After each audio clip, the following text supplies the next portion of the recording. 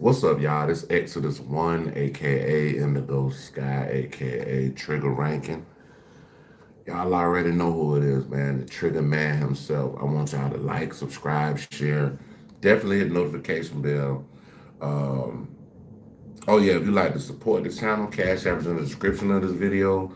Also at the top, if you want to, on my description of the channel, if you want to go follow me on any other platforms, you can.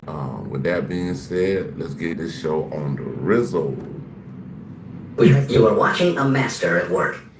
All right, y'all. I'm gonna give y'all a little bit of time to come in here, play some music until a couple people come in here, and then we'll start the video.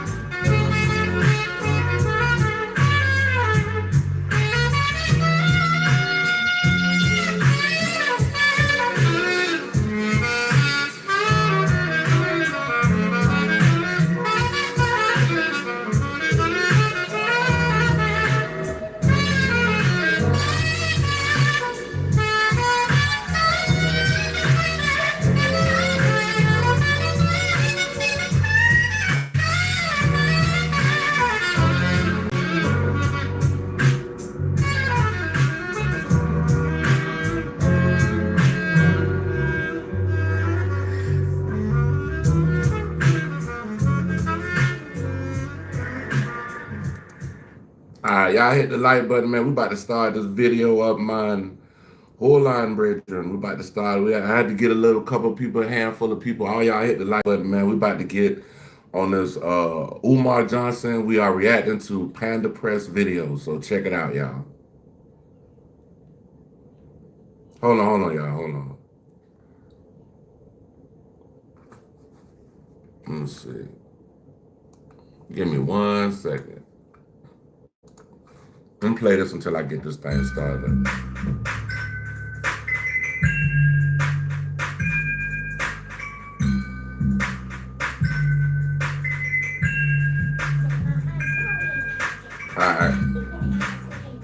Alright, y'all, we about to start it up. I had to connect it to my own speaker. Alright, y'all. To report to all my African family around the world, because this is a Pan-African school, a Pan-African mission, and this school came together by all members of the African family around the world. So Africa is celebrating with us. The Caribbean is celebrating with us. us. Our European African brothers and sisters, the ones in Asia, in Australia, Canada, and the South Pacific, my Brazilian Africans, my Honduran Africans, we got Cuban Africans and Rican Africans who are celebrating with us. We did it, brothers and sisters. Dr.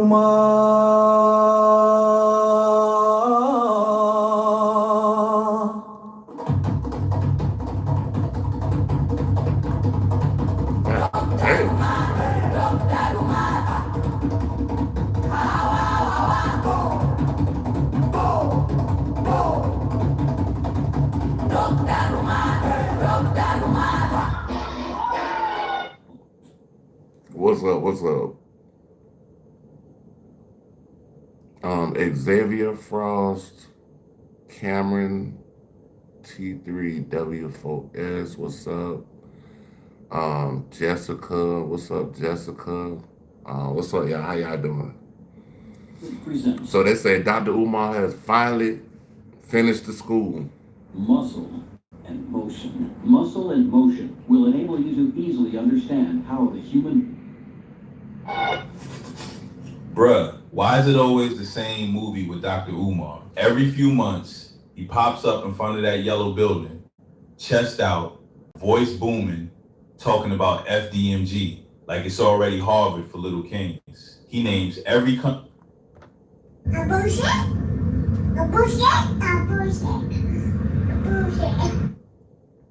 on earth, dedicates it to Frederick Douglass, says it's done, replies to every single struggle stream, as he calls us, and then the camera never crosses the threshold. I've never seen it. And this time, it's seen not even just school coming soon. Now it's, we're ready for inspection. Now it's, all systems are done. HVAC, electric, plumbing, sprinklers, burglar system, fire system. Okay, so if all that is done, why can't we get the simplest proof on planet Earth? Y'all know what's going on. And so do I. Not a tour, not a walkthrough, not even 5 seconds inside to shut everybody up. Just more speeches, more symbolism, more hit the PayPal, more my circle is so tight. Yeah, it's so tight, it's a dot, and he the dot. So in this video, I'm gonna show you what he said, what changed since the last update, and why to me this done again talk feels like pressure response, not progress. Let's get into it. Bruh, it's always the same movie. Bruh. Same angle, same building, same victory speech, same we did it. This time, he popped up acting like it's not even a debate anymore, like it's settled, like the whole internet is just behind. He's out there saying the school is done again, not almost, not soon, done.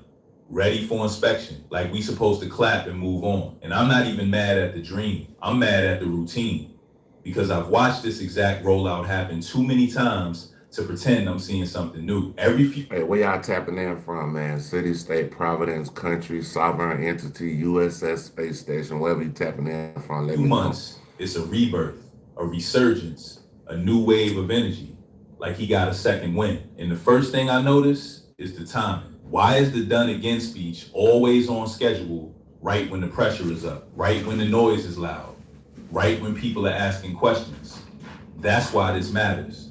Not because of one clip, because it's a pattern. And patterns tell you more than promises.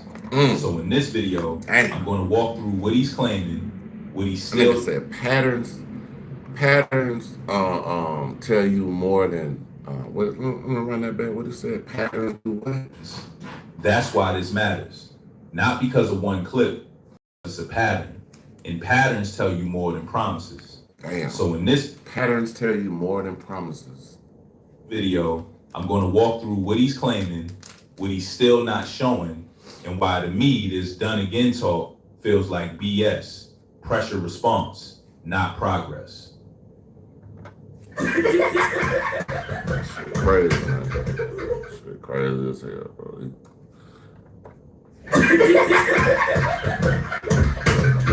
Now, here's the part that pisses me off because it's so simple. If the school is done, there's one thing that ends the whole conversation in 10 seconds. Open the door, walk inside, show us.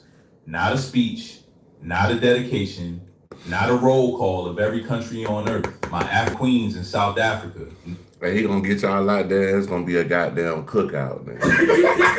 ain't gonna be nobody in that motherfucker worth looking at, bro. I ain't gonna lie. I'm trying to see. Namibia, Congo, Liberia, Angola. Boys, shut up.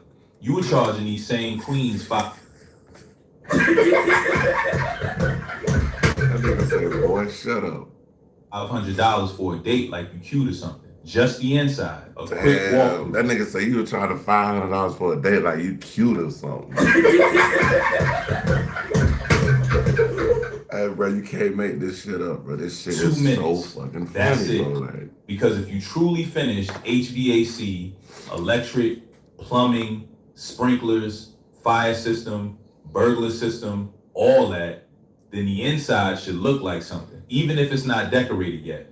Even if it's not furnished yet, because we know for sure it isn't, but it should still look like a place that passed real work. So when the camera never crosses the threshold, I don't hear confidence. I hear avoidance. Hello, and welcome to My Guru for College and Careers.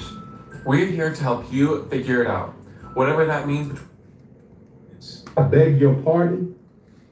I beg your pardon. I beg your pardon. And this what people gotta understand. Those that come attack me like I'm wrong for holding this ninja accountable. When somebody is winning, they don't argue.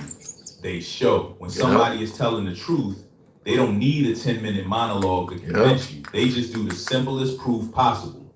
So every time he does a done again announcement but stays outside, it screams one thing to me. He knows what the inside would do to the story. That's it. The inside would change the story, one way or the other. And the fact he won't let us see it tells me he does not want that story to change. Now let's talk about the checklist speech. Because he didn't just say we're close. He started naming systems like he's reading off a contractor invoice. HVAC done, electric done, plumbing done, sprinklers done, fire done, burglar done, all systems done. If, man, I don't know what to say, but I'm just like,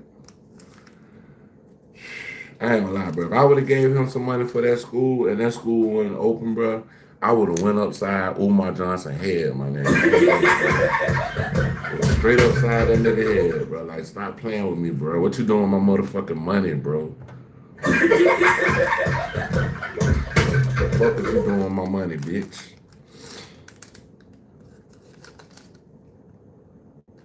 Okay, cool. So show it. We ain't saying show us a blueprint. Not saying show us every single wire. We saying if all systems are done, the building should look like it's been worked on. You should be able to step inside and show clean floors, functional lighting, finished rooms, something that screams progress. But instead of receipts, we get vocabulary. That's one of the oldest tricks in the book. When you can't show progress, you talk progress. You start using technical words because technical words sound expensive. And expensive sounds like donations were used right. Then repeat things 69 times. So now the audience hears HVAC and sprinklers and fire systems and thinks, oh yeah, okay, the work must be real. You are so dumb. You are really dumb. For real. But what I'm watching is a pattern where the words get more specific while the proof stays the same. He getting more detailed in speech, but still won't do the most basic thing, open the door. And once you notice that, you can't unsee it. Now he's saying, we ready for inspection. That's the new flex, because inspection sounds official. It sounds like government. It sounds like paperwork. It sounds like you finally at the finish line. I saw some videos today where folks are already congratulating him for the work, celebrating because the school is finally done. I'm looking at it and I'm like, hey bro, come on now, dog. Come on, man. Yo, am I a hater? Am I a negative person? Because ain't no way y'all will keep falling for this after 100 years of the same BS. But here's what I'm looking at. If you are truly ready for inspection, you should be able to show the inside without fear. Because inspection is literally the moment where strangers walk in and verify what's... Man, that school probably look like a haunted house. Cobwebs everywhere, goddamn. Rats and roaches running around. So when you hear we ready for inspection, but you still can't see inside, that's the red flag. It reads like he's trying to borrow credibility from the word inspection, Like the word itself is supposed to be the proof. And that's the game. He's not showing the work. He's announcing the next step like the step already happened. He wants you to mentally fast forward. He wants you to act like inspection means approved. And those are two different worlds. Inspection is not, we did it. Inspection is, come see if we did it. Big difference. So Big for difference. me, this whole inspection talk is not progress. It's pressure management. It's a way to calm the room. It's a way to make donors feel like, okay, something is finally moving. But I'm not moved by the word. I'm moved by what you can show. Now let's talk timing, because timing is the loudest receipt in this whole story. Valentine's Day, February 14th, he pops up with the big speech, the dedication, the world tour roll call, the gift for dad, brother, cousin, Frederick Douglass, the school is done. Then right after, you got more people talking, more reaction content, more heat, more questions. And that's when he starts moving like somebody who feels the walls closing in. Because when the heat is low, Man, if this man don't open the goddamn school, I swear to God, bro. I swear to God.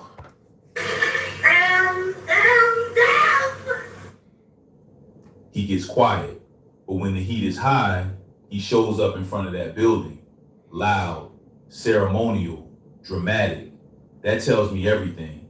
You are a black boy in Africa, and I'm not an idiot. Do you understand that part yet? Hello, goodbye, black boy. It's not that he suddenly got inspired by Frederick Douglass's birthday. It's that the moment required a headline. And this is why I keep calling it the same movie. The plot doesn't change. Only the date changes. Same building, same speech style, same done again. Same inspection coming, same y'all haters, same hit the PayPal. And when you see it that way, you stop getting hypnotized by the emotion, because that's what he uses. He wraps the ask in pride. He wraps the ask in history. He wraps the ask in black love. But the structure underneath is still, give me money and trust me. And this is why this donor list talk makes sense. He says you can't attend, you can't participate, you can't be around nothing connected to FDMG unless you haven't donated. Even if it's $20, just pay something. Get on the list. Now on the surface, some people will say that's normal. Support the mission. But the reason it looks crazy is because he's using access as leverage while the product is still not proven. That's backwards. And for all his stands that constantly come here to attack me like I'm the one who made promises, received millions, and keep announcing the school is done. Yeah, I don't know why they getting up on the Panda channel and talking crap, because I mean, Panda ain't said nothing but the truth, bro. Like, for 100 years. I want to remind y'all once again, I ain't promised you nothing but good content on YouTube. That's it. And I'm doing it. So from now on, if y'all want my response, since y'all love to give money and I'm a struggle streamer, I ain't responding to no Umar fan unless y'all donate. I don't care if it's $20. Just oh my God. He said, hey, y'all got to donate, bro. If you come up under there with that bullshit, you got to donate, big dog. You got to donate, big dog. What's happening? donate to Panda, my African brothers and sisters. Donate to Panda, my African brothers and sisters. Link in the pinned comment. But continuing, usually you build something real, then you invite people into it, then donations come naturally because people see the work. Even me, I donate. Just kidding, I ain't giving nothing to this ninja. When you're still in the trust me phase and you're already putting up a paywall to even attend the grand opening, it comes off like toll booth behavior. And I don't care what nobody says. Inviting somebody to celebrate, then turning around and saying you gotta pay to be in the room, that's not community, that's a cover charge. It also creates a convenient shield. Welcome. Learn Korean.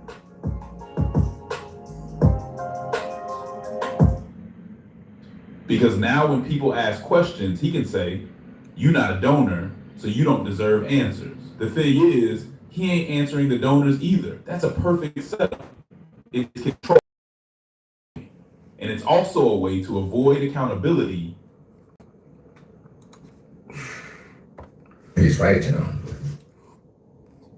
While still collecting. So yeah, I'm looking at that donor list I got soda in the freezer. pressure tactic. not a policy. Because if you truly got something to celebrate, you don't need to force people to pay just to witness it. Now let's talk about one of his favorite lines. My circle is so tight. He says it like it's a flex, like secrecy equals legitimacy. But to me, You're wrong. You're fucking poor. that line is a confession, not a flex. Because what he's really saying is, I don't want public accountability. I only want private loyalty. And that's fine when you're running a surprise party. It's not fine when you've been fundraising for years in front of the public. You can't build a project on public hype, then hide behind privacy when the questions come. That's backwards. And the funniest part is, he says only donors get answers, like donors are a tiny private club. But the whole reason it's got traction is because regular people donated believing in the mission. So he acts like nobody knows anything unless we tell them. I'm like, okay, then show us. Because secrecy is not proof. Secrecy is just a convenient way to avoid getting checked. And then he'll hit you with the roll call. Africa, Caribbean, Europe, Brazil, Australia, South Pacific, Wakanda. Y'all gonna get out there to that school and be like,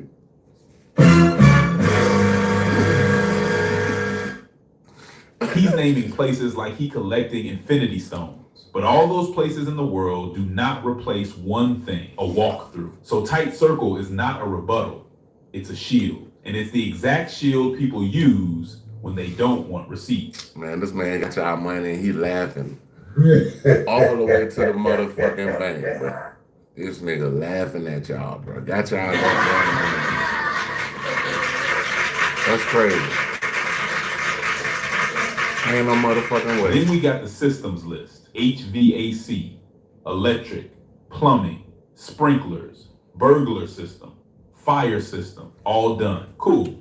But I need y'all to understand what that list is doing psychologically. That list is word magic, because most people don't know how any of that works. Most people can't verify it, so it sounds impressive automatically. It's like when somebody tells you, yeah, I got a portfolio, a diversified allocation, and I'm hedged against volatility. Okay, and where's the money? Same thing here. You can name every system in a building. That does not mean the building is ready for kids.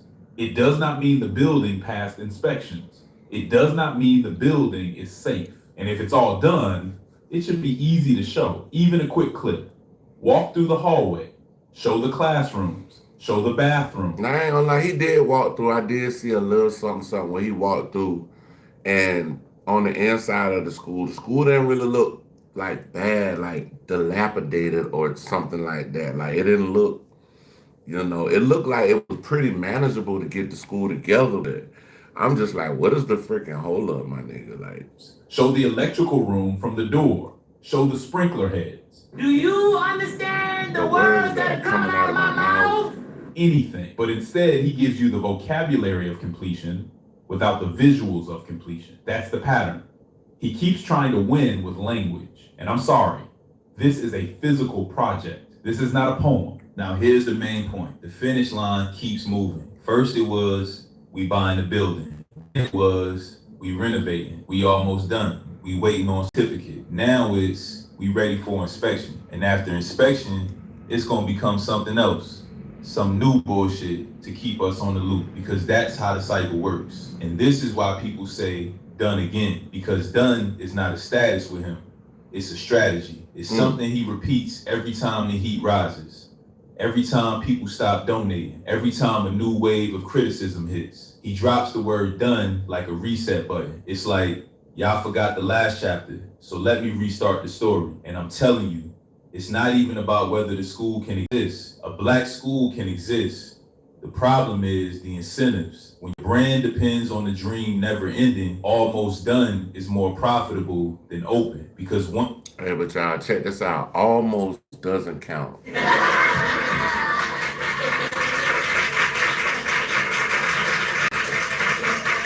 Never will, never do. Open, reality starts. Payroll starts. Teachers start. Supplies start. Food starts. Accreditation questions start. Parents start asking real questions. So if you keep it in the almost zone, you get the applause without the responsibility. So again, this feels like pressure response. not progress. Now, even if I pretend everything he's saying is true for a second, let's say the building is spotless. Let's say the systems are done. Let's say inspection is coming. Cool. How is this school going to run? Because opening a school is not the finish line. Opening is when the bills start. Payroll, staff, teachers, security, insurance, supplies, food, cleaning, transportation, maintenance. And if he's still in hit the PayPal mode just to get the opening, I'm supposed to believe he has a stable plan for the months after opening? Nah. And that's why people keep asking the same question. Where are the teachers? Where are the students? Where are the enrollments? Where is the curriculum? Where is the accreditation plan? Because if this is real, those answers exist. And if the answers exist, you can tease them without revealing every private detail. You can say, we already have X teachers lined up. We already have X families in the pipeline. We already have a budget plan. We already have partnerships, anything. But instead, we get speeches and symbolism. And I'm not saying symbolism is useless. I'm saying symbolism does not keep a school alive. So to me, the lack of a clear, sustained plan is the loudest red flag. Here's why this story keeps trending in waves. Because it's not just about one man. It's about the community learning a painful lesson in real time. People want to believe in Black institutions. That's crazy. People want to believe in self-determination. People want to believe. So he really like a bootleg preacher out here, bro. This man is a bootleg motherfucking preacher. Come on. Come on, dog. Like you taking people money. Building something for the kids. So when somebody sells that dream loud enough, the community gives grace, a lot of grace, more grace than other communities would give, if we're being honest. And that's why the story makes people angry. It feels like the dream is being used as a donation machine. It feels like the mission is being used as cover for ego. And every time he pops up with another done speech. What?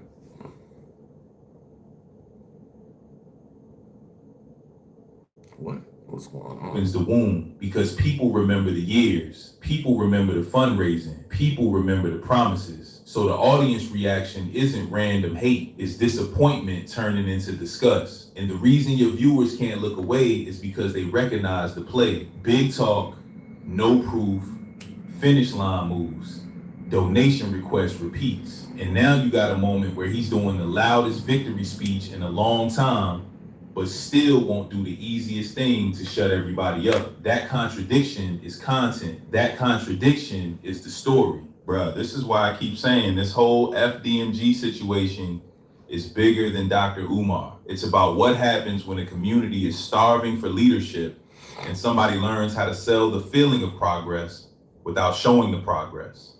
Because speeches are cheap. Symbolism is cheap.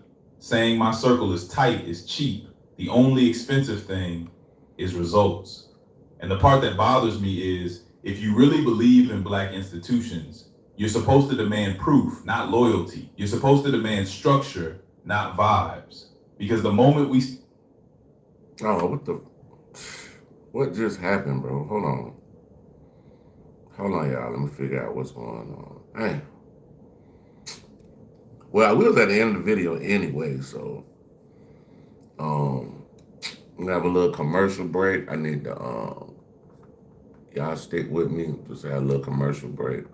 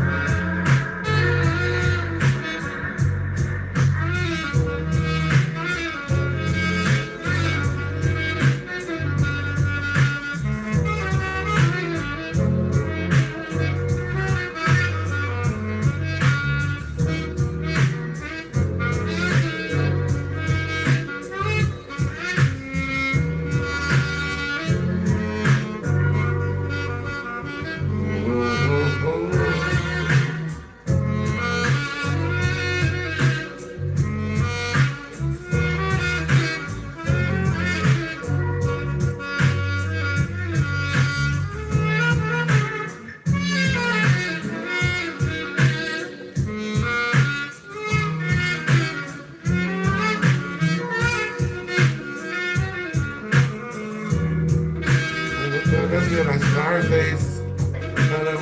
You be the main one. I'm in the right place.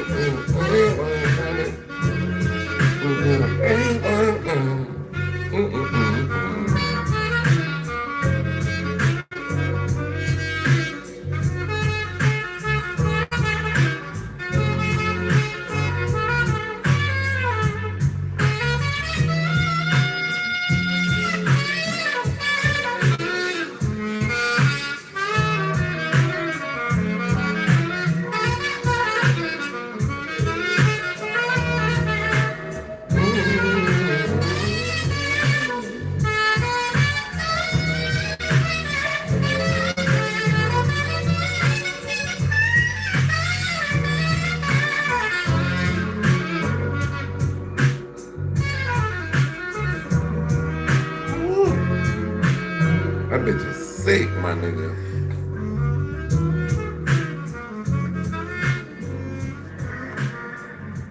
That bitch sick, bro. I might play one of my beats up in here. Let me see. And play that ice cream truck beat.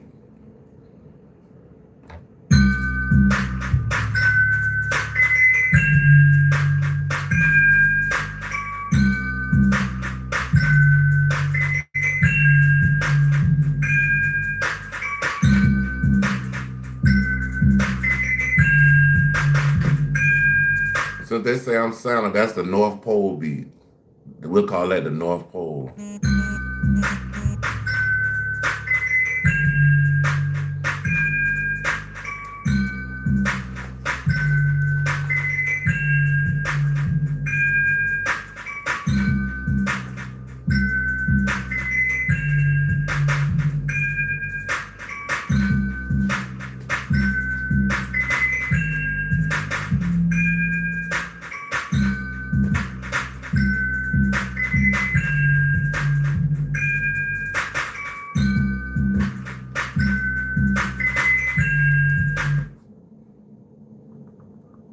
I might have to play some piano shit.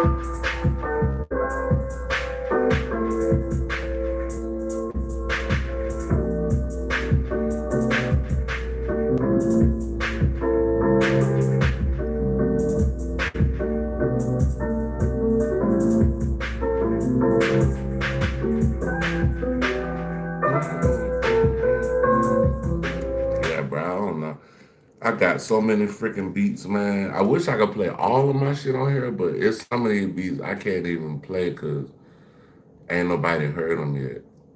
See, the beats you hearing, I made them online from scratch. I was in the live making the beat, finished it and everything, and then I just left it up. I mean, well, I play them online because, well, when I first started, I needed something like in the background and shit, so that's really what made me kind of like start making beats on live, like in front of y'all, so y'all can actually see that.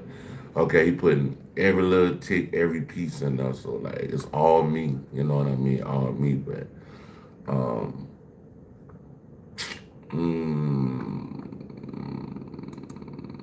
I like the underwater music. shit too loud. Hold on, y'all. Let me cut that bit down. Ooh. Let me see. Hold on. I gotta play it faster though.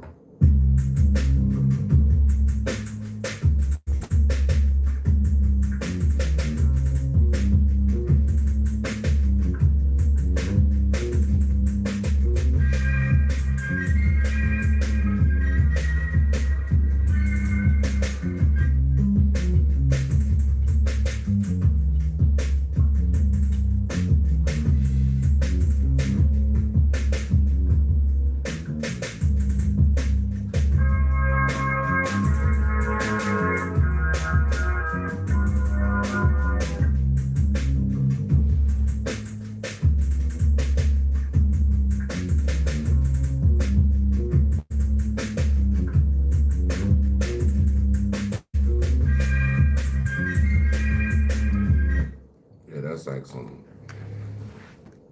I don't know what you would call that kind of beat. I be making shit and I just put it together, bro. Like whatever happens, happens. However y'all feel about it, y'all feel about it. But it is what it is, brethren. It is what it is, brethren. Little tiny commercial break. Hold on. Invest in yourself and lease or purchase the exclusive today. The most important investment for an artist is their production. Purchase this beat today.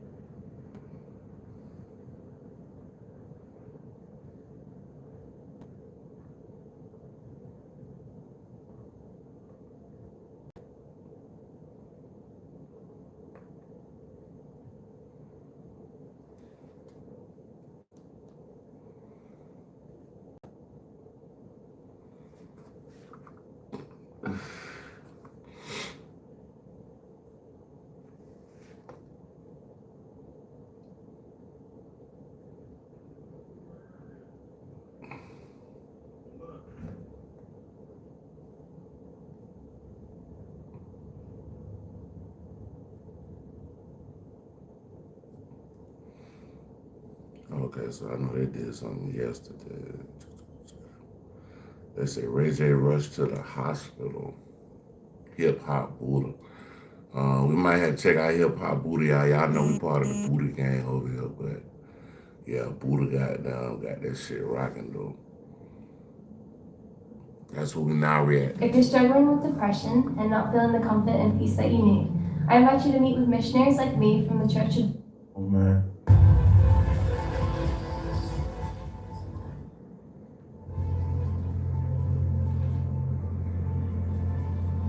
Ray J took the stage on Valentine's Day with blood running down his face, a heart monitor strapped to his chest, and a diagnosis that says his heart is barely functioning. Ray J is determined to go out with a bang, but the strain took its toll.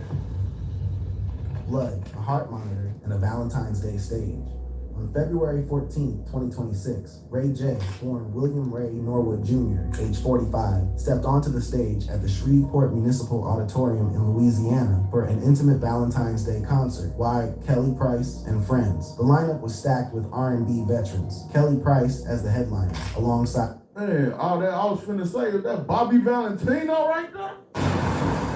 Mr. Slow Down? Slow down. Oh, well, damn. Okay. Bobby V, Sammy, 702, Jay Holiday, Sunshine Anderson, and Pleasure P, who was added late to the bill. Doors opened at 7 p.m., show at 8. Tickets were available through Ticketmaster. It was promoted as a romantic, soulful night of non-stop R&B hits for couples celebrating the holiday in an intimate auditorium setting. Not a massive arena, but a close quarters venue where fans could feel the energy directly. And then Ray J took the stage in a bright orange jumpsuit and sunglasses. And within minutes, the entire internet was talking about what they saw on his face. Ray J was one of the key performers on the bill, and from the moment he appeared, the crowd responded with the warmth reserved for an artist whose catalog soundtracked their relationships, their heartbreaks, their Valentine's Days past. Expect classics like One Wish and other R&B staples. That was the prime of the night, and Ray J appeared ready to deliver. He was smiling, moving with confidence, leaning into the intimate energy of the room. But the cameras rolling in the audience captured something that no amount of showmanship could match. Multiple fan-recorded videos showed a red liquid, unmistakably resembling blood, dripping from beneath his sunglasses down the right side. Yeah, it looked like he got hit in his eye or something. Damn. Of his cheek. This was not a brief blink. Oh my God. What the fuck happened? Hold on. His eye was bleeding? Yeah, that nigga shit was like, it looked like a chunk came out of his eyes. That shit looked nasty. Prayers up for Ray J, man. Blood coming out your eyes, crazy. Blink and you miss it moment. The streak was persistent and visible as he moved across the stage, handed out red roses to women in the front rows, leaned in to chat with audience members, and delivered fan-favorite R&B performances. In at least one clip, he briefly lifted or adjusted his sunglasses, and the liquid appeared to originate directly from the eye area itself. He didn't stop. He didn't wipe it away with urgency. He didn't acknowledge it to the crowd. He kept performing as though nothing was happening, maintaining the same Valentine's Day energy. Bobby Valentino sitting right there. I ain't telling him to slow down or nothing. Be your own people. Be your own people.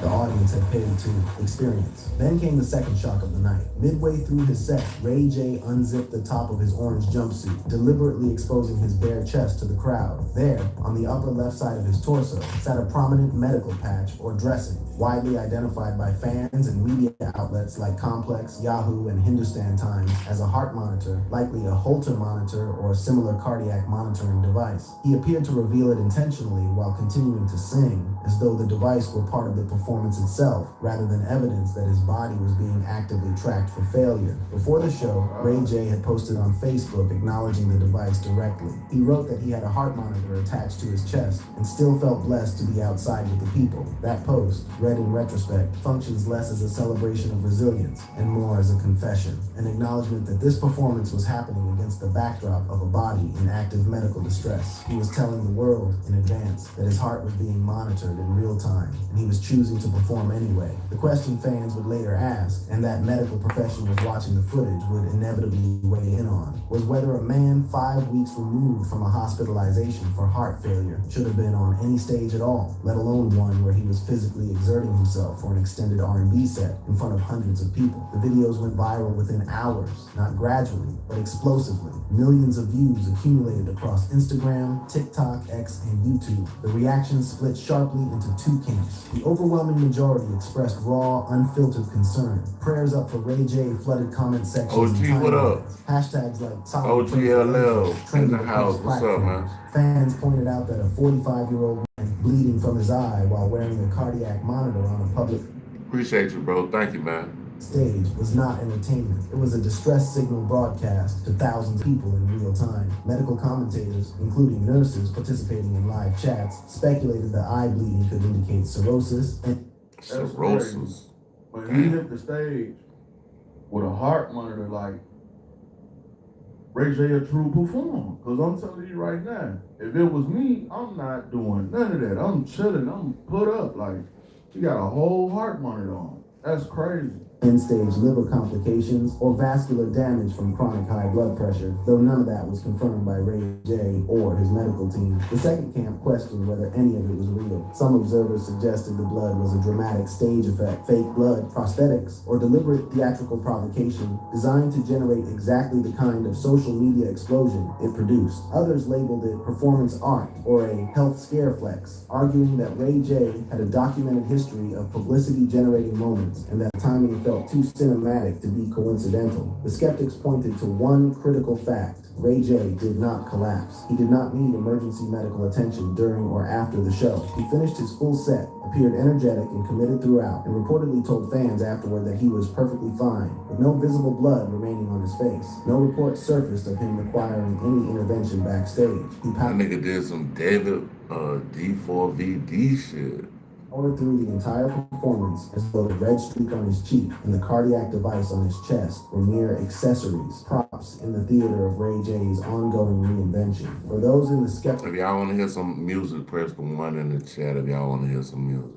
camp. That resilience was itself the evidence. A man with a heart at 25% does not hand out roses and perform R&B ballads for an hour without collapsing. Something they argued did not add up, but the chest patch had no stage effect. That was medically real, and it was entirely consistent with everything Ray J had publicly disclosed in the 5 weeks prior. Disclosures that had already sent shockwaves through the entertainment world and dominated headlines from TMZ to NBC News. Because what happened on that Shreveport stage did not happen in isolation. It happened exactly 5 weeks after Ray J was rushed to a Las Vegas hospital, where doctors delivered a diagnosis that shattered any illusion of invincibility he had been carrying for decades. The blood may have been debatable, the heart monitor was not, and the story behind that device, a story of pneumonia, heart failure, 8 medications, and a prognosis that included the word months, is where this narrative takes its darkest turn. As of February 16, 2026, Ray J has not issued a direct public statement addressing the specific visuals from the Shreveport performance. Not the blood, not the patch, not the implications of performing under those conditions. He has been posting normally on social media otherwise, maintaining his public-facing presence. But the footage from that always gotta be somebody fucking goofy as fuck, bro. Like, sit your goofy ass down. Fuck out the motherfucking chat, bitch. Fuck out the chat, goofy ass nigga. Sit your punk ass down, bitch. Hold on, y'all. We about to go to, I think Scandalous Los Angeles has got a new one. It looks like it's 2 new ones. Oh, there's 2 new ones. I'm finna play this, y'all. This, Most Scandalous Los Angeles TV. Y'all check them out. What did you think we were before you began to think of us as human beings? Well, in a way, we thought of you almost as a very superior pet. Well, I remember quite well how those Polo children used to have to eat. They were fed in boxes and troughs under the house. They were fed cornmeal, mushroom beans. When this was poured into their box, they would gather around it, the same as we see pigs. Damn. Welcome back to Scandalous Los Angeles TV, where we expose the exposers. The CS2 back, and the people aligned with him are back at it again, back is back, making threats, flagging channels, and trying to intimidate anyone who speaks on certain topics. Now, the latest target appears to be Nina Boy. But before getting into that, let's rewind for a second. Yesterday, Deuce dropped a video about Eddie Boy that brought up alleged cases that Eddie Boy hadn't publicly addressed. Instead of responding directly or clearing the air, the move that followed was familiar.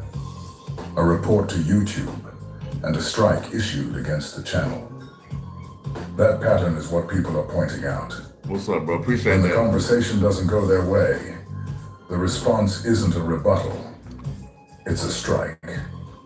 It's the same playbook we've all seen before. Silence the content and avoid addressing the claims head on. Now fast forward. Because Nina Boy reacted to Deuce's content, CS2 back is allegedly escalating things, not just online back and forth, but personal threats and talk involving family members. So that's the context. Let's get straight into it. I was reacting to Deuce M's content yesterday, right? I get a text with the phone and I get a DM from Whack 100, from Whack 100, from Whack 100. Whack 100 jump in the DM with the, I'm in my feelings bag, right? So, you know, he get to threatening the nigga. I don't really respond to threats and all that, right? So like I was saying, Nina Boy said he reacted to one of Deuce's videos. And after that, he says he started receiving threats from CS2 back. Let me tell you guys something.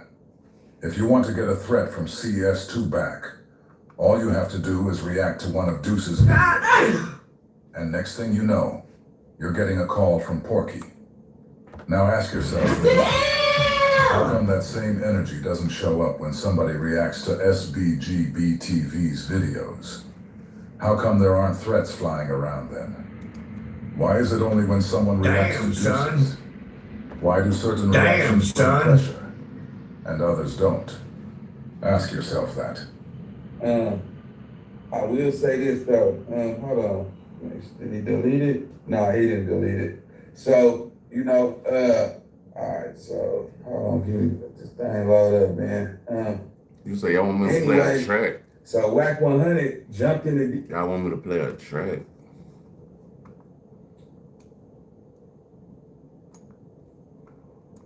What kind of track?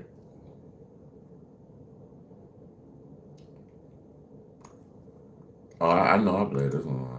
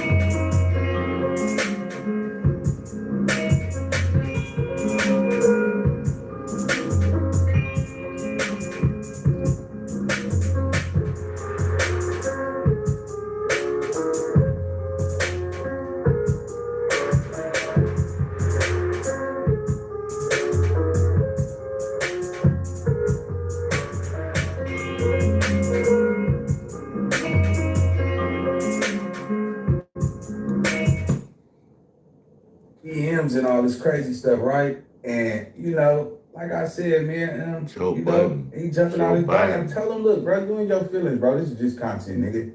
You see what I'm saying? If you ain't did nothing, nigga, you don't got nothing to worry about, man. It's the internet.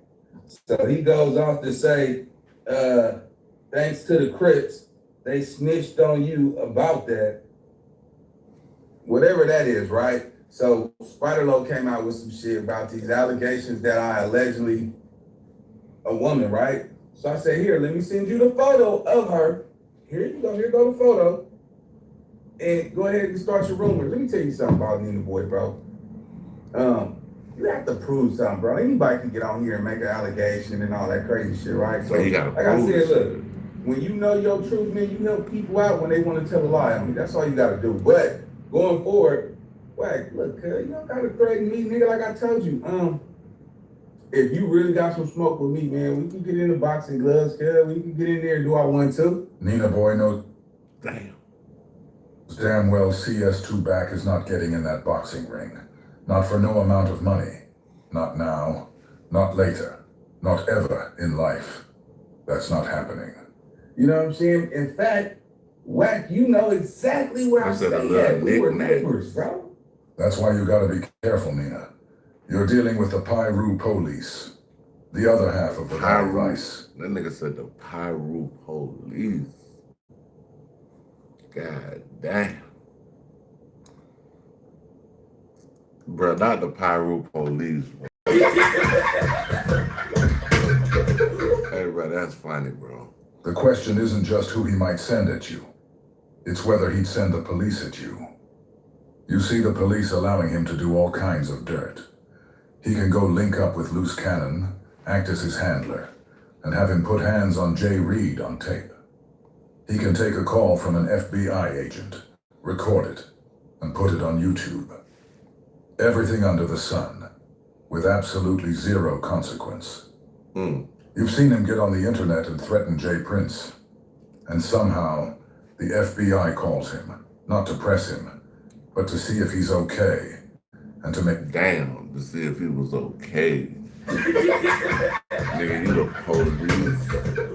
You the police, bro. You working with them folks, bro. Gotta be, dog. Sure, he's not being threatened. Meanwhile, CS2 back is online threatening everybody, myself included. You think I'll be jumping on here, nigga, popping my 1-2 if I got something to hide? I know how this internet shit go. Only thing a nigga could do to me on this internet is tell a lie. And I'm fine with a nigga telling a lie because that means... Damn. So he said he gonna lie on that I'm doing something right. But I appreciate you concerned about what I'm saying on my content, what I'm doing on my channel, Cause obviously you in your feelings about it, gang. Like, you feel me? Nigga went all night. I tell a nigga, like, nigga, you texting like a bitch. Like, nigga, like, come on, nigga. Like, you supposed to be whack 100. CS2 back is just staying true to what he do. This is how he operates, especially if you respond to any of Active Chuck's videos. Remember, you're not the first person this has happened to. Think about young Ant. He reacted to one of Deuce's videos, and you saw what CS2 back did to him after that. So this isn't new. This is CS2 back, doing what CS2 back does whenever somebody reacts to Deuce's content. Come on now, If you dog. don't want him coming at you, Come on, then react man. to DZ from SBGBTV's videos. You need to download video on Android. In Aloha browser, we have a few ways to do it. Act to DZ from SBGBTV's videos, and everything will be all good. You know what I'm saying? So he go off to, you know, saying he's finna expose all the Crips on the internet, and I got paperwork on all you niggas. Thanks to Reggie Wright, we found out that CS2 back's name was changed in Greg Kading's movie to protect him. And in that film, his name was Alonzo Zoe Scott. Alonzo. Oh, so that's the one that stopped with the car. I mean, no, he had a truck, and they thought Wack was, yeah, that is in the movie, though. Oh, yeah, y'all watched the movie Murder Rap. That's what we're talking about, Murder Rap, the movie. But after hearing what Nina Boy said, CS2 back called him up, sounding like the other Alonzo. I'm putting cases on all you. Come on in, nigga. We ain't worried about that shit. That nigga said putting cases on all you bitches. It is what it is. So let's get to the content, though, man. But hey, Wack, I'm gonna just tell you like this, gang. I really think you need to go see help. All that shit you text me last night, dude. You. That nigga said Wack need help. That's crazy. He said, what? Shave this. What? Stop. Are emotionally unstable. I mean, if you were so confident in yourself, bro, you would not be on the internet. Porky's behavior makes a lot more sense when you look at the bigger picture. Nina Boy has a massive platform, and that kind of reach amplifies everything. Deep down, Porky isn't confident in himself. He knows the end is near. Damn. And that insecurity shows. The last thing he wants is for Deuce's narrative to gain traction on a platform as influential as Nina Boy's. The thought of that kind of exposure can feel threatening, and that pressure is exactly what's driving how he's acting. You think I ain't being lied on the internet? Y'all been running around with that art shit about me for a long time. You know what I'm saying? I ain't been. Look, bro. All I can tell you is this, man. It's a price for this life, and when they can't beat you, they start to lie on you, bro. But it looked like your weakness is coming up, bro. I mean, when I tell y'all, I mean, he texts me. Oh, I mean, it was 1, 2, 3, 4. Oh, I'm gonna make this stick. I'm gonna interview the girl. I'm going to keep saying it. Why is CS2 back so aggressive when it comes to Nina Boy? But you never see that same energy directed at DZ. Why doesn't he go this hard on him? Why doesn't he respond with the same intensity? I sent you the photo over. You got all the information, and I highly suggest tell that lady to go file charges. Go to the police station. Go do it.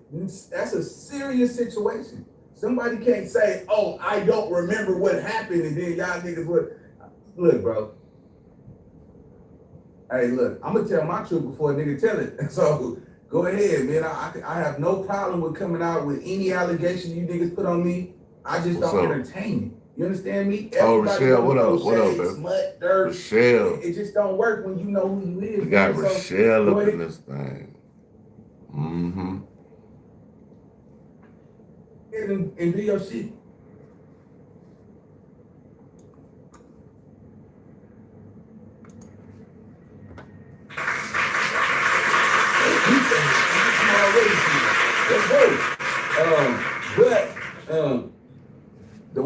threatened me last night with all your F your mamas and all of that shit, I just seen how hurt you are. You are emotionally scarred.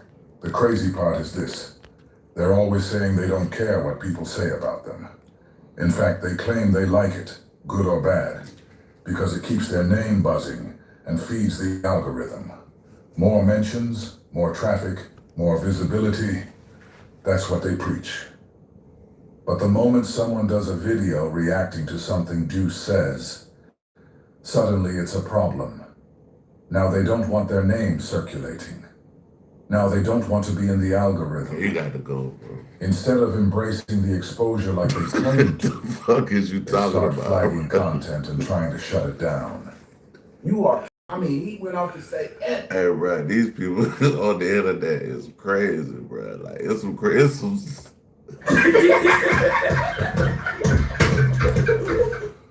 Boy, it's some weirdos on the fucking internet, bro. Like, god damn. Yo, mama. And, bro, I can't even read some of these comments, y'all. This shit just funny, bro. Like, bro, this shit funny as fuck, bro. Nigga, you not a gangbanger. And all you gang banging ass niggas. Come on, then you go back and say on Pyru, bro. Look, we're in our 40s. The niggas say the Pyru police. Pyru police.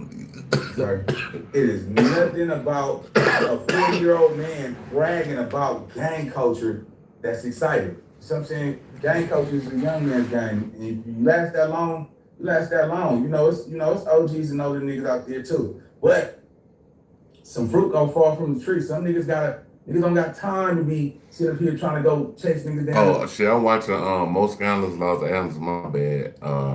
I just sent your comment. I'm watching Most Scandalous Los Angeles TV.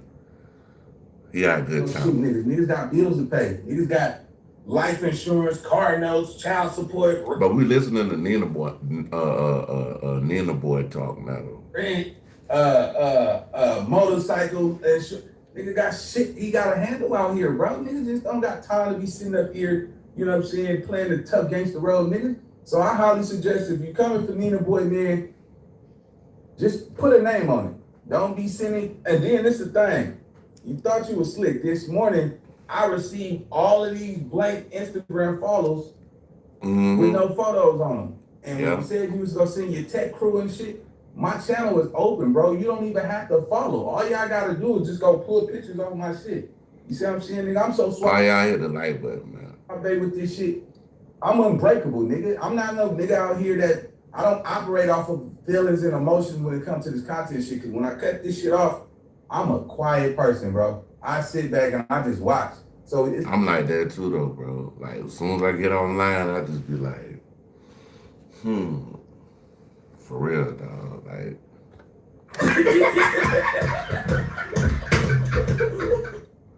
kind of saying like when I was young, I used to run my mouth and shit. As I'm older, I get quiet. So this, you know, this extra energy that I get to this content, that's just when I cut this camera on. That, though. I promise y'all, niggas, I'll be sitting back scoping, just watching, and I'm asking questions. I'm not even really talking. So, you know, don't no nigga know me on this internet, nigga. I change every day. You might knew yesterday Nina Boy. You don't know the new Nina Boy. Nina Boy is a whole new nigga today. So with that being said, man, let's get to this content. I honestly, I appreciate you for taking the time. Hey, yesterday's price and today's price, y'all. I swear to God, man. Hey, yo, check it out. You know who it is, man. It's the one on Mr. Gangsta Grills himself, DJ The Fuck Drama, a.k.a. Mr. Thanksgiving. Big shout out to my big homie doing this thing, DJ Morrison. I see you over there holding it down. Holla at me sometime, man. Let me get some of them exclusives you got. Pay attention, you bastards. To be concerned about my channel. And you know, I didn't know you was obsessed with Nina Boy. So continue to do the great job you're doing, Wack, and let's get it on, man. Or, shit, we can get in that ring. Now I'll get in the ring and do the drum roll on that on your ass, nigga. Hell yeah, nigga. Knock the pastrami out the face, nigga. Yeah, nigga. Hey, we can get it. We can get it in. So if that's what you really want, bro, I say let's set up the fade, bro. You know what I'm saying? I ain't never turned down no fade. I don't scare easy. I don't care about winning or losing. I just see an opportunity to get a bag and kick your ass. So Shots fired.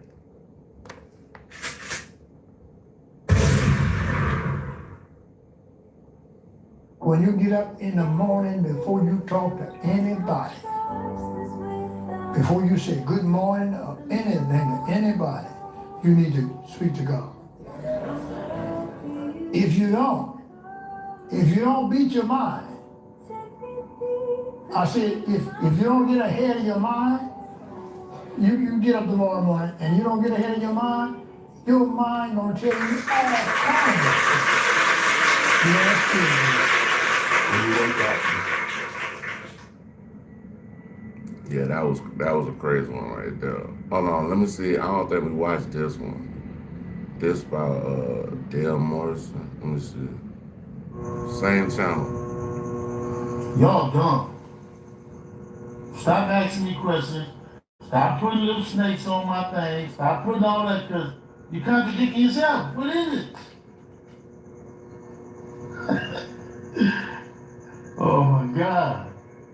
I love it. But I'm gonna answer all the questions, so we're gonna have another whole little live. But I can't say this for Big U. I don't pressure nobody to come to LA. I do not bully no rappers. I ain't jealous of nobody. And developing option is my love. Now, I put more kids in college with developing option. I do more business with developing option. I have to change more laws, give it back. And for years, I have put more kids in school than any of these lanes that y'all listening to. I can physically beat any of these dudes up, but that's not what my life is about. This the real Debo, y'all. Like the real Debo. The one that they based the movie off of. And if I know how to get the money, real Debo right now. Then that means somebody. We in this bitch, like the real motherfucking Debo. God damn. Ah, shit. 17 high-profile elites punished for Epstein ties. What? I don't know. Let's see what they talking about, y'all. I'm trying, because I need to get the updates on this stuff, so let me see about this long crowd. Hold on, y'all. We'll play a little song right quick. Put a little interlude in this bitch.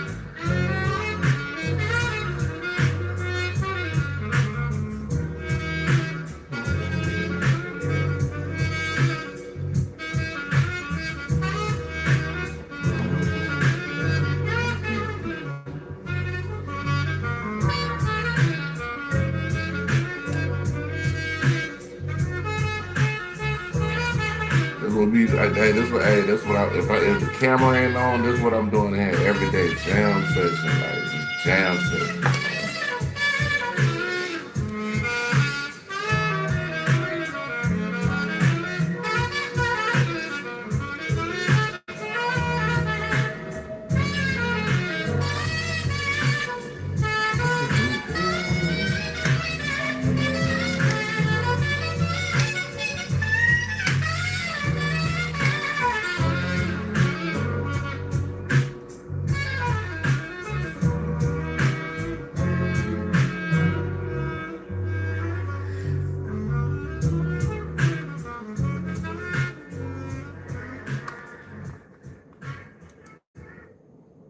Yeah, bro, we got that shit. We be rocking in this bitch. Then that means somebody jealous of me. And if I never talked about money, that means somebody jealous of me. Oh boy, so I hope I answered all y'all questions so far, but I'm gonna go all the way in depth. When I drop this episode with Steve Bell, after every one of my episodes, I'm gonna answer every one of y'all silly questions. I'm gonna go thoroughly and in depth with the questions though.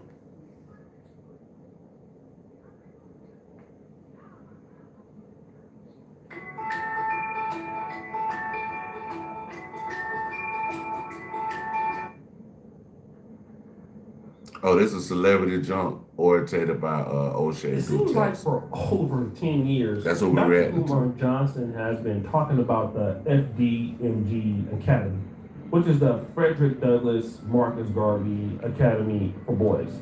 It's outside of Philadelphia, I believe in Delaware, and the school has had many problems, from infrastructural issues to bad taxes to liens, mismanagement of funds.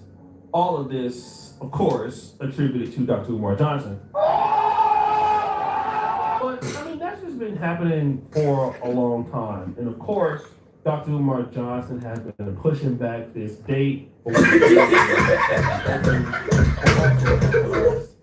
6, 7, or even 8 years. And a lot of people in the Black community who have supported him have lost hope. They have lost patience, and many people believe that Dr. Umar Johnson is a scammer because of this behavior. But some new news has dropped, and well, thank you to all my donors around the world. I know it has been 7 long years. I know it has been 7 long, hard, tough, grueling years, but we are here, baby. The school is absolutely, the school is fully, the school is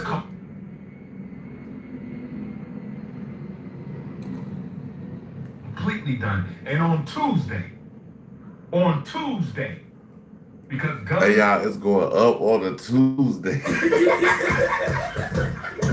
It's going up on a Tuesday. It's closed on Monday to celebrate white supremacy presidency.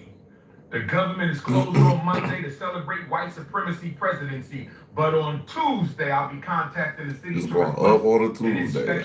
Up on a motherfucking Tuesday. That's it. Of the Frederick Douglass and Marcus Garvey Elementary School and Gym. Brothers and sisters, thank you for those of you who stood with me. Not the fakes and the phonies. Not those who act like you supported me but didn't trust me, didn't believe me. You listened to the struggle streamers and the scammers. You believed them. But wait, there's more. I want to thank the scammers. Nigga, you're a scammer. You're a goddamn scammer, nigga. Talking about 7 long years, bro. It don't take 7 years to build no goddamn school. Real people, brothers and sisters. Cut it out. Cut it out. Stop it. Stop it. I want to thank the real people for standing with me, because our time has come. Happy birthday, Frederick Douglass. Your gift is this school. Frederick Douglass always wanted to open a school, brothers and sisters. My cousin Frederick Douglass always wanted to open a school, brothers and sisters. They already said this man is no relation to Frederick Douglass. I'm gonna need you to stop. Stop it. You are no kin to those folks. They came out and said this years ago, bro. You don't know those people. You don't know these folks, bro.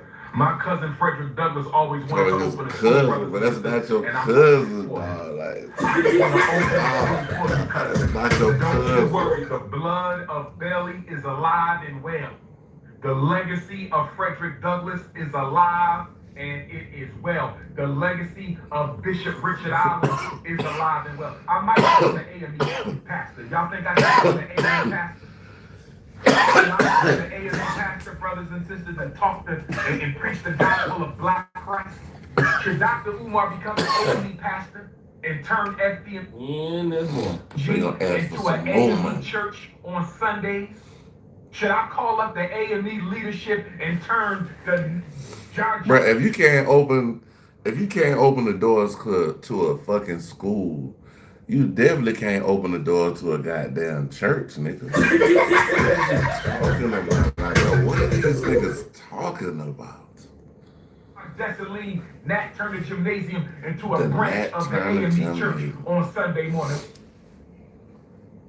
Man, come on, bro. Cut it out, bro. What do y'all think? And preach the good gospel of Garveyism and the good gospel of the Black Christ. What do you think, brothers and sisters? Now, he's saying that there's going to be an inspection. Hey, all y'all hit that like button, man. Hit that like button. Y'all once know, it's man, going with to me, happen, the school should be open. Now, if I was him, I'd probably wait until the inspection is clear, the approval from the school board is there. Then I could come out, if I was him, and say, listen, this is what we got on the table. But unfortunately, Dr. Umar Johnson is always doing something like this, and of course, it probably never works out. But what I want to focus on is the energy he put towards the so-called haters. You know, these haters, these scammers, these folks who didn't believe me. And this is kind of what I want to talk about when it comes to Black people who have, you know, made some kind of level of mistakes, you know, in the Black community, from Jay Morrison or whatever else. I mean, you made the mistake. You didn't set the right expectations. Problem is ultimately yours. And so instead of just taking some level of accountability or saying, you know what, you know, we made a mistake or I made a mistake or vice versa. The problem is you haters. And a lot of people in the Black community do that a lot to take the attention off the accountability of what's going on. And, you know, to try to get their followers to kind of fall in suit and say, hey, you know, such and such is hating on me. Do you see what happened? You know, and see, they always been hating on me. And, you know, as if people are the issue. And don't get me wrong, we all have haters. All of us. Whether it makes... If you're on YouTube, I know I got a lot of them. I'm talking about, if I can get $1 for every hater, bro, I might be a millionaire. I got a lot of haters. I'm talking about, they'd be on my back.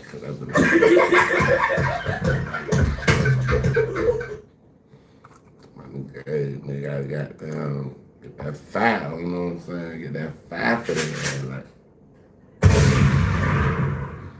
That's what it gotta be, though. Or not. For the haters. As dusty as I am, I have haters, okay?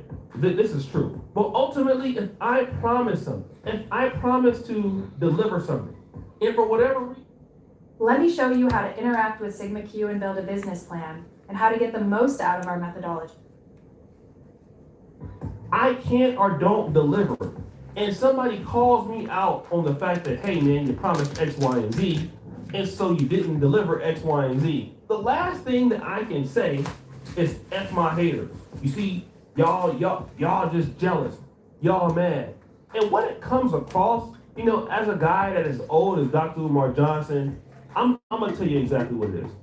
It comes across to me personally, as a man who is, number one, immature. You're almost in your 50s, addressing haters instead of coming out to the Black community and saying, listen, we made a mistake, okay? I messed up. You know, I had a problem. I did X, Y, and Z. You know, I promised something. I think that motherfucker, I mean, I'm like, I wonder, did he fuck the money up? I'm just saying, did he fuck it up? I mean, it like, wasn't, you know, delivered. Or they'll do this thing, they'll try to address. Well, you know what? The only people that I owe an explanation to are the people that support me. Boy, you don't sit your stupid ass down. Who you think you is? And again, you hear this quite often. I mean, this is something that you hear all the time.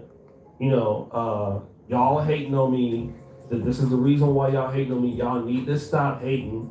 You know, y'all been mad. Y'all been angry. And again, I hear this a lot. And when the black community hears that, the black community says, okay, this is exactly why I don't deal with black people. This is why I don't support.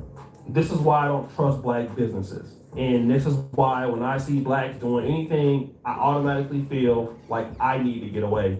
And for many reasons, we have in the black community people who don't want to really see any value in the black dollar. I mean, this is the same thing that happens in Africa. I see it all the time. African brothers and sisters have a lot of good opportunities. And when they have something going, they got something like really, really big going, they'd rather give up what they have going and chase something there that's not even there. Like I see it all the time, guys, you know, they leave their houses, their businesses in Nigeria. They go to Italy only to find out that what they had in Nigeria was more. And that's just because what happens is you start to get a negative worldview of dealing with blacks. And then when you get that negative worldview of dealing with blacks,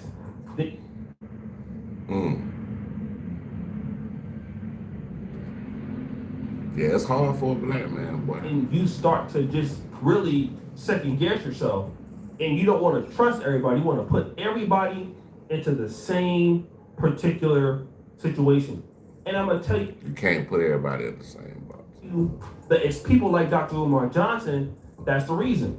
And you hear that language like, you know, holding the white man accountable. You know, what about this white man? What about this white Holding person? the white man. And then whenever you know, you hear about the black man being held accountable, oh, you know, that's the problem. You know, we always want to hold the black man accountable and expose ourselves, but we don't want to ever hold this white man accountable. The reason why people like Dr. Umar Johnson I'm trying to hold everybody accountable. Use that tactic is simply because they don't want you to call them out. That's why.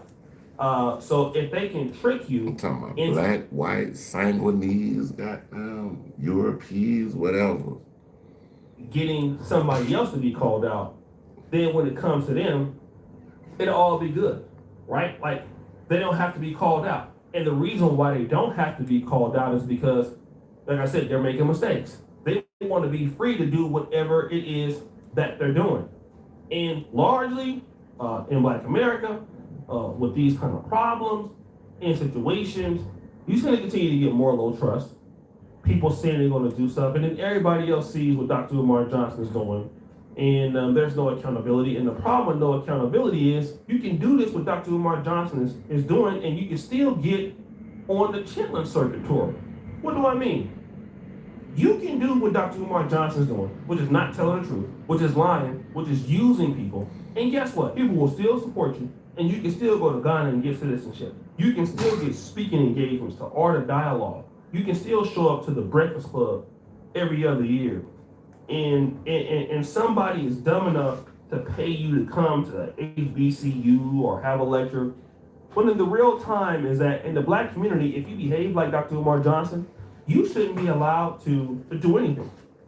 You should be allowed to take your ass home. If you're out there. Hold on, y'all. Commercial break. This is Canada Dry. What the hell is this? Strawberry fruit splash? Let's see what it do. See what that big head like.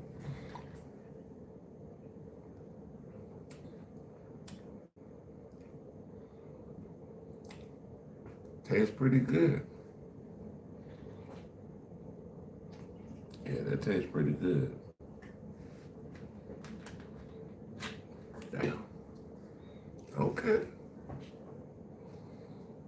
That tastes pretty good. Doing what Dr. Umar Johnson's doing, you should not, I repeat, you should not be in a position to be benefiting off the black world at all. You know, until you open up that school, until you respect the people's money, No, you shouldn't be allowed in the conversation. That's not something that we do. And that's exactly why, he can turn this argument into the haters because there's no penalty. And there's so many people that do that, in Africa. Black American people or Africans, especially in the pro-black community, they come over here and they scam. Some of them are in religious organizations. The Most High this and Yahashadai that and whatever else it is. And they start scamming it up, and then as soon as they promise something they can't deliver, oh, y'all just hating on me. See what y'all doing is, it's somebody else's fault. Then people start to dislike black people even more because we do it to ourselves. And again, I can guarantee you that come next few days, he gonna fail that inspection. Okay? And then he gonna blame the white man for why he failed the inspection. You see, that white man don't want to get me. He got his foot on my neck. Knowing damn well you did.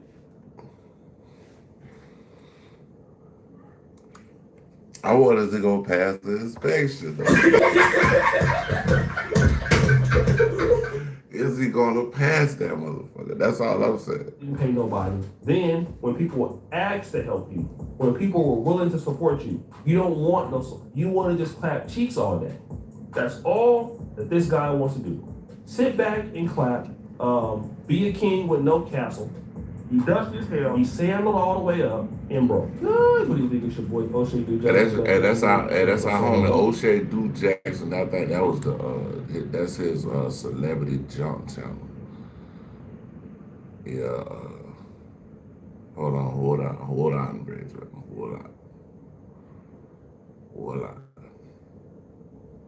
Oh yeah, we'll play a little commercial, y'all. Play a little. Listen. After these messages, we'll be right back.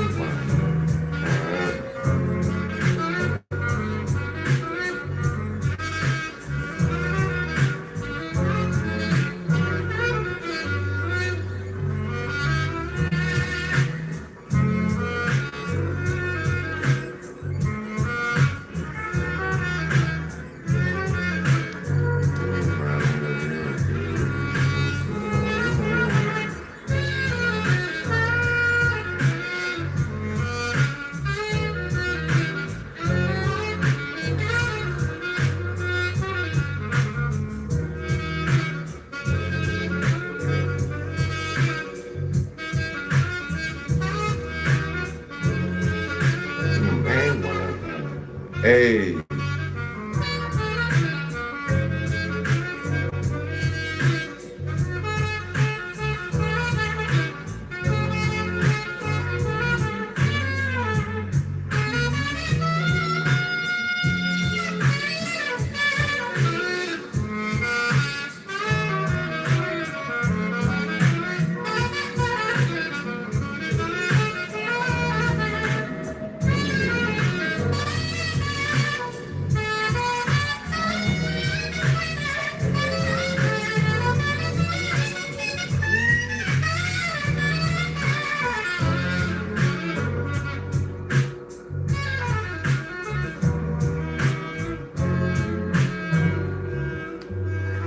Y'all can't snooze on this, man. Y'all know what I'm saying? Y'all can't snooze on this, man. Don't snooze on this, man. Like, stay with us. The celebrity drug opportunity for all that you did subscribe to do. Oh yeah, we gotta find another video. Hold on. Warline, brethren. Warline.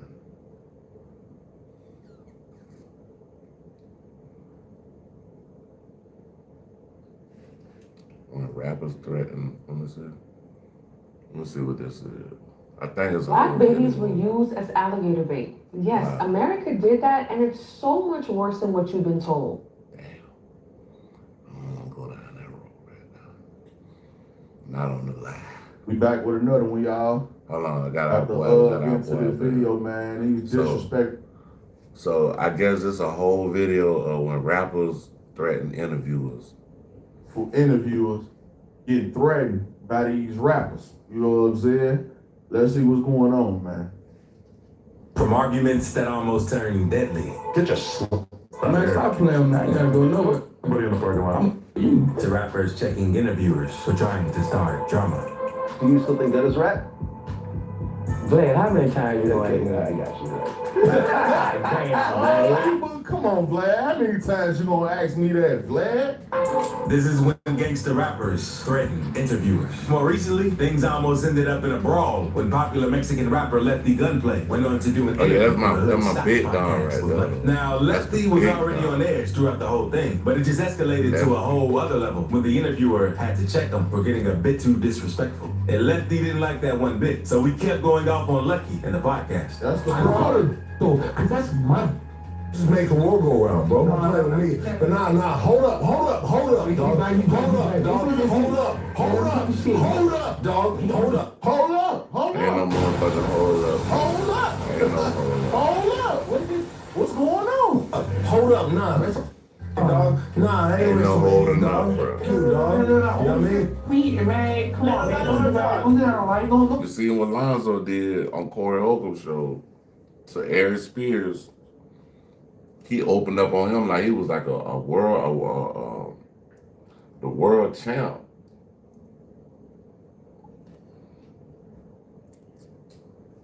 And Eric Spears just balled up like a little They go bitch. viral with that bullshit saying he said me, it's his platform. Nah, it ain't like that. It's love. It's what we talk right now. No, but you know how it is, though, my boy. Like, this is everybody's watching this. No.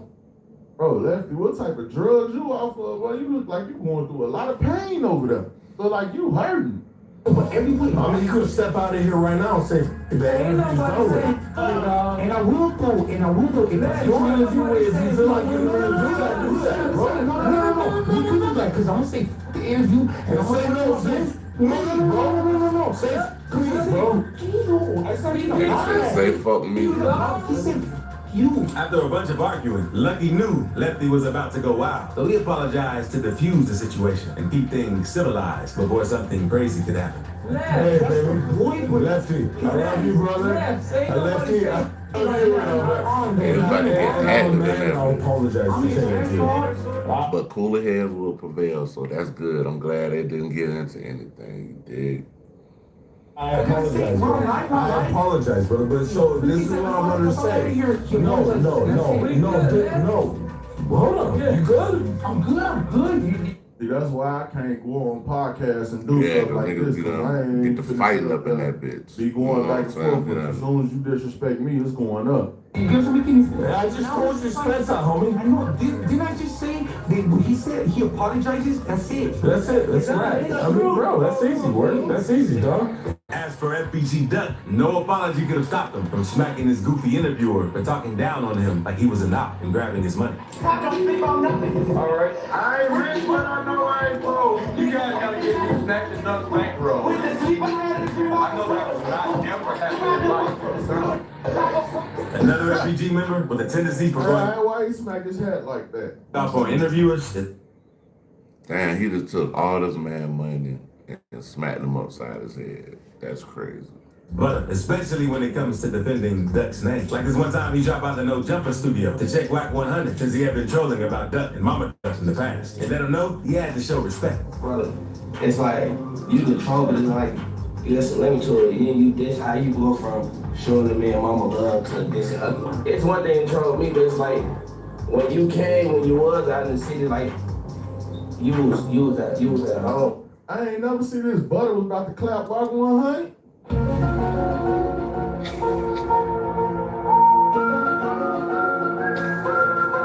gonna lie, we can't have no podcast like this in Chicago because somebody gonna get hurt. Killed. You might mess around and get clapped right on camera. I ain't gonna clapped lie to in you. that bed. Oh, for real, you say my real home. Yeah, look how long Zach Zach TV was able to do his thing, and then he still got clout. My real family, like these my kids, grandma, that's my kids. That you playing, but I could have really came and applied any pressure. You everywhere she went, you was with Sheena made sure you was good. You know, Sheena really, when it comes to Chicago, Mama Duck in Chicago, for real.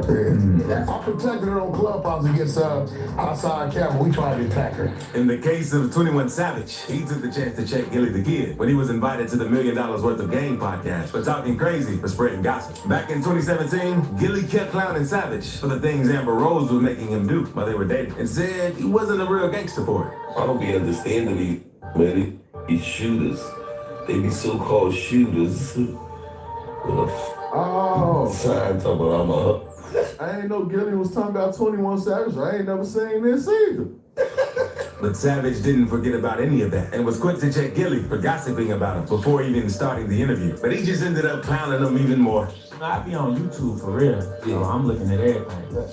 I go on YouTube, I see a video, Gilly talking about, oh yeah, this Savage sucker, he holding up a sign at the... I say, nah. Okay, hold on. I'm gonna keep it real. I was mad at you. Wow. I listened to your music. You was a gangster. And you hold the sign up that said, I said, what the? But then I had to put perspective because I know him. Yeah. I was a little mad at you. I stopped listening to you for a minute. You know how many streams I get? Yeah, talk. God, that though, but look. Then try it again, right? No, I didn't. No, I did. I DM'd you about it. He left me on scene.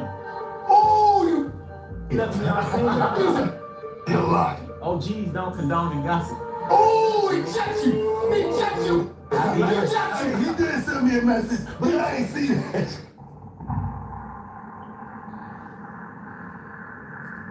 Bro, I'm sick of this, man. All the boys putting aircrafts in the area. Driving those cars. Look at me. I've got no job. I've got no money. Will you not change? You think it's a guy? I gotta see that one. Send me a message, but I ain't see that. Even the biggest interviewers need to be careful when dealing with gangster rappers. And Boosie had to check DJ Vlad since he kept asking him over and over if he thought Gunna ratted on the YSL trial. Since whatever he said would get people on the internet mad at him. Vlad, how many times you gonna take it? I got you. Come on, man. Boosie mad at Vlad. Do you think gonna rap? Gonna have all the gun fans with me again. You're right. God damn, bro. I don't want, bro. You only seen I've been trying to. Yeah, bro, because you gotta understand, we can't win. Real cannot win against these people. Everybody gotta know this. Because everybody on social media, 90%, they are citizens. Yeah. They will tell on you. 99%. 98% are citizens. They have the right to tell on you. Yeah. So they don't even hear what you're saying. We're looking like haters. What we staying on? Yeah, we look like haters. There's no need to talk about them on social media. We're gonna get hate. Because 90% of people reading it will tell. And speaking of big interviewers getting checked, we gotta talk about DJ U because he's had a few encounters with gangster rappers going off on him. DJ U been checked plenty of times. For saying disrespectful stuff. And that's why I said you can't. If Adam 282 I ain't gonna lie, if Adam 282 was in Chicago, man, he probably would have been got hurt. I ain't gonna lie to you. You can't do all that in Chicago. They know not to even play with them like that. That nigga say he would have been got hurt. It don't be going the way he be thinking it's gonna go. Like during an interview he had with Bloodhound J Boogie, because DJ U had talked in a previous interview ever since his interview with Bloodhound Lil Jeff, and that a bunch of other artists ended up losing their lives shortly after sitting on that couch. Oh, you know, they really been on my ass saying my couch is cursed. You know what I'm saying? R.I.P. Bloodhound Lil Jeff, R.I.P. Lil Spoon, R.I.P. 800 TJ, R.I.P. THF Twin, R.I.P. All them came to sound. So when J Boogie finally sat down for an interview, he took the chance chance to confront DJ U for mentioning Lil Jeff. Like he was the one who started the curse. That interview that you said after Lil Bro died on some grand. What I say? Something about this Fuki couch right here. I ain't said that's what the people said. They said the couch cursed. People, the internet. Well, what you said? What you thought I said? I ain't say what? I ain't said about the couch. Oh no, that's what they said. He was in trolls about the cows. You think he cursed them cows? Okay, yeah. Okay. You know exactly what you're talking about, man. You gotta act like you're. No. You know exactly what you said. LJ Boogie that he was only repeating what the trolls in the comments were saying, but he still told him that it wasn't cool talking about Lil Jeff like that. I know you know what I'm talking about. Yeah, I know what you're talking about. When somebody asked me, yeah, they was talking about that, and I'm like, yeah, Lil Jeff, because Lil Jeff, he was the first one that kind of like died after our interview, and then after that, there was a lot of shit that was happening. Lil Scoom died after the interview. God damn it, and then that's when that narrative was created. It's like having this thing got nothing to do with no fucking couch. Sweet. It's in real life, not the internet. That's what I'm trying to tell you. Yeah, for sure. But yeah, that's why I mentioned his name, because he was like the first death we had type that time. Good that though. We go do that. We go leave him out of that. Then y'all interviewing him, then y'all interviewing Lil Shorty now. Type time, y'all. But that's not the only time during the interview that Jay Boogie went against DJ U, because he also had to check him for having gaps in the show. Just it seemed like he was playing both sides to get more clicks. DJ U responded by saying he just interviewed people who were blowing up in the scene, but Jay Boogie didn't want him mentioning his ops during the interview. Bloody Brothers is out right now, you know what I'm saying? We definitely go promote the product. Speaking on none of these, we don't let the streets know what's going on, you know? And he's not the only gangster rapper who threatened DJ U for talking too much, because while he was doing an interview with FBG Young, he admitted to getting his Reddit account suspended for saying he was smoking Tuka, and Young was obviously mad at him but kept his cool. My Reddit account is permanently suspended because I said I was smoking on Tuka. For my mom. You know what I mean? No, I'm gonna tell you. No, for real, I'm dead. I'm giving you some real shit. They made a post on. You trying to throw them little slick shots in there being cool. This is not no joke. You are not Adam 22. Hey, you know I'm trying to tell you, boy, you playing a dangerous game when you do that. Reddit, it said like who y'all smoking on or something like that. Mm-hmm. And I had left a comment thinking I was trolling. Mm-hmm. And I said Tuka, and my shit has been permanently suspended ever since. Yeah, sure. You should count that to yourself though, folks. And DJ U definitely should about to get his life suspended over this and Tuka. That's crazy. Rest in peace, Tuka. That's crazy. I'm from Florida. To himself. A few months later, he was interviewed. I'm from Jacksonville, Florida. We lost a great rapper today, Lil Papa. King Lil J through the phone while he was still locked up. Hey, rest in peace to Lil Papa. Everybody put their hand together for Lil Papa, man. Rest in peace.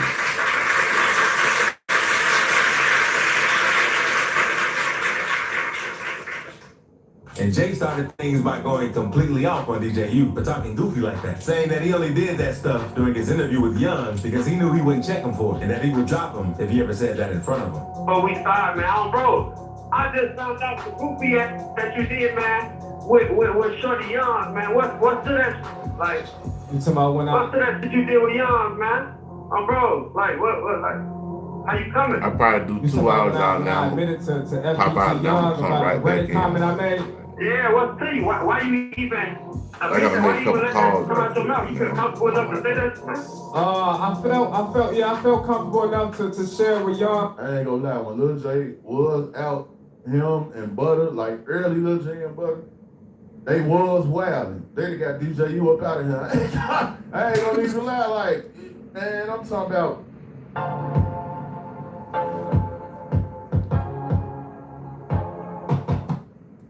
Even lie, like, man, I'm talking about straight GTA time. Straight GTA time.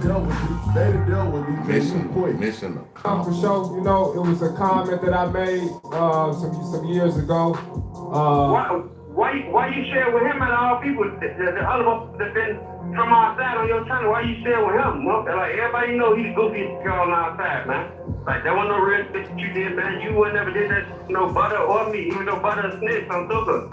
I know I would rock that JoJo. Well, that, you should feel comfortable saying that. Hey, you saying you smoking woo. We ain't gonna take it down. For real. That nigga say on phone now. When niggas say on phone now, you need to be careful. Hey, watch your steps. Seriously. Now, let's move on to Grave Digger Quest, because he almost ended Adam 22 during his interview with No Jumper. As they got to talking, they both started going off at each other, with Quez mocking Adam for being old, and him telling Quez he looked like a skeleton. Look how you look, man. Look at your eyes, you look dead, bro. I'm willing to bet I'm a lot older than you. I'm glad you're not. I am like 30 years older than you. All right, then. So you guys imagine, I'm 21. And man, so I'm starting right now. I'm trying to get all these books out of my body. You 30, you how you there?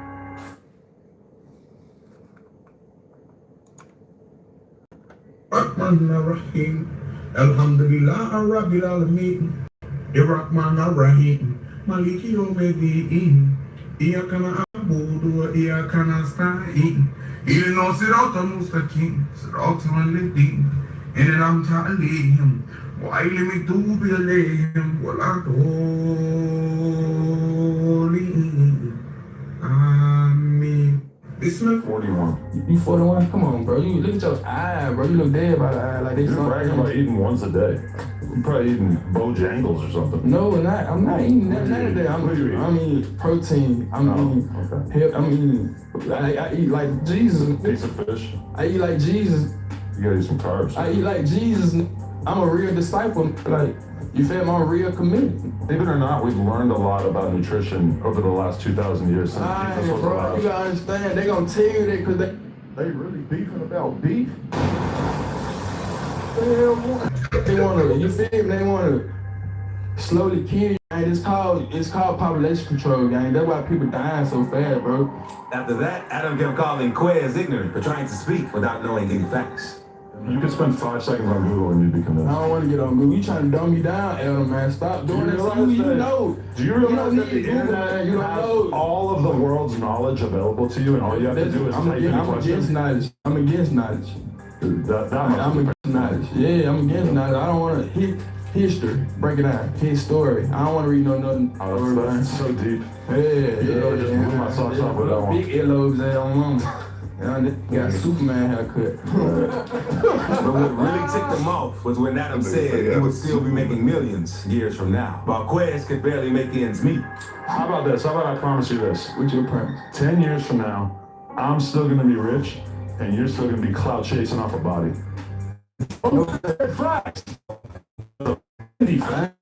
Figaro, I've been in couple days. I just did 20K. That's been you out quick. You been no, see, I am retarded.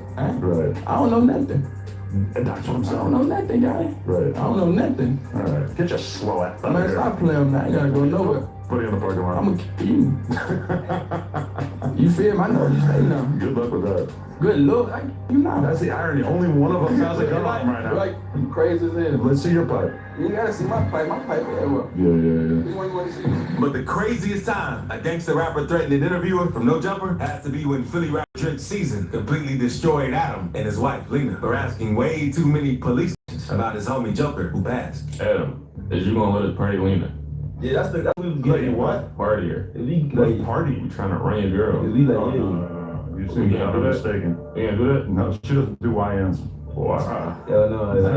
Then she don't do YNs. Bro, you guys come in here and start listing off your favorite stars. Who else you fans of? Bro, what? Bro, who said that she was our favorite? So we're trying to girl in real life. Right. I'm telling you how unrealistic that is. She not my favorite. She one of my favorite smut. You feel me? That's just a smut I want to knock off the So list. Joey came to LA. That's a I want to knock off the list. Yeah, I don't think that's gonna happen. Really, that's a crazy way to talk about my wife too. I understand you guys are young gooners and you can masturbate to her and like that, but calling her a smut, so that's kind of crazy. That's a quick. And if you thought it couldn't get any crazier, just wait till you see what this rapper did during his interview with. Bro, how a nigga tell you in your face your girl is a smut?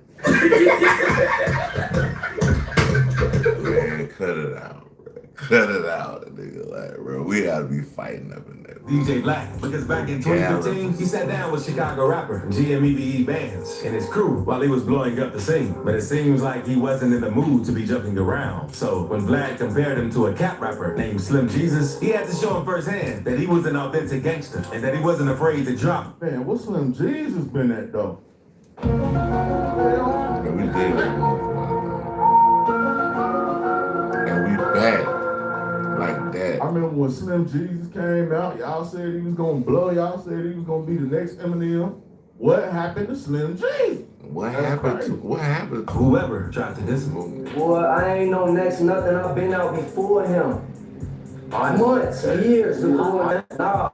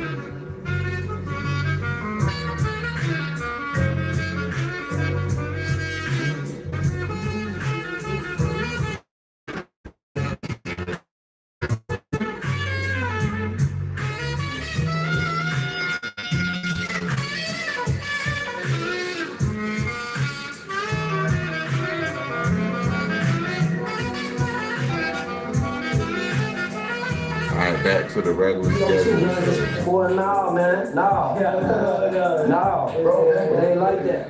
Now, one thing is having gangster rappers inside a controlled environment like a studio, and another one is going directly to their hood to do an interview. But FYB J-Man was set on making a video out in O-Block and chatting with the people there. However, he ended up bringing way too much attention to the hood, and it didn't take long before he was checked and kicked out of O-Block by E-Dog for having disrespected him in the past.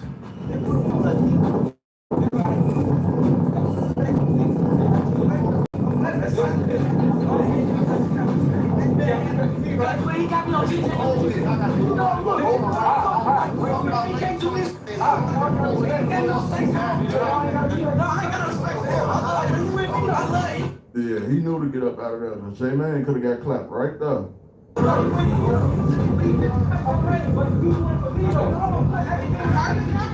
And things also got ugly with Bloodhound Q50 while he was getting interviewed alongside Von off 1700. This all happened while they were doing a collab with a streamer named Combi and a friend of his named Baller. It seemed like they were having a good time just chilling, but things quickly took a turn when Baller started playing way too much with Q50, telling him how he wanted to have a boxing match with him, but he quickly got tired of him asking. So he just ended up telling Baller that he didn't want to catch a fade with him unless he wanted to be sent up top. Let's get boxing gloves. Wait, we're doing boxing. Hey, I ain't got no Hey, come on, Dave. You ready to go? I got some, buddy. Nah, it's a good delay. Hey, look, probably you cannot find out when I'm boxing. Stop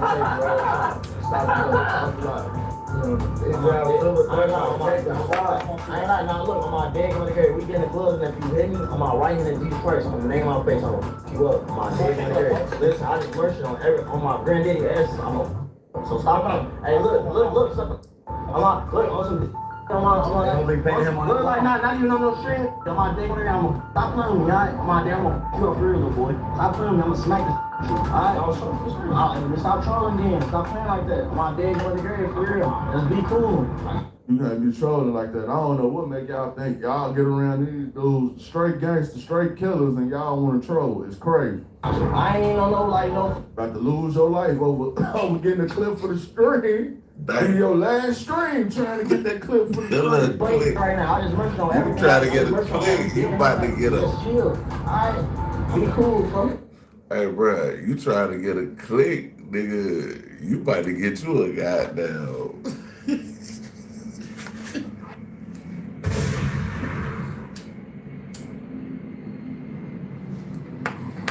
About to get you a gunshot, bro. Like, stop playing with these folks out here, bro. Like.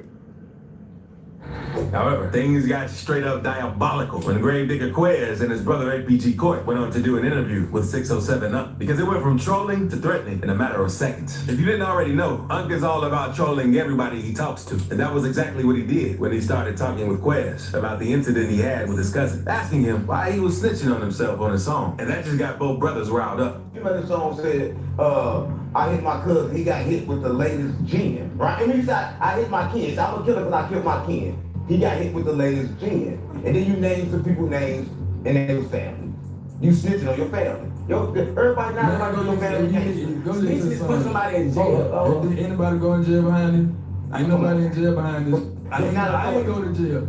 So what you mean? How everybody knows? They know they don't. They know the name. No, they know everything. We ain't have a name. You tell me. Let me tell you a crazy story. Get what? Our police told they listed his music.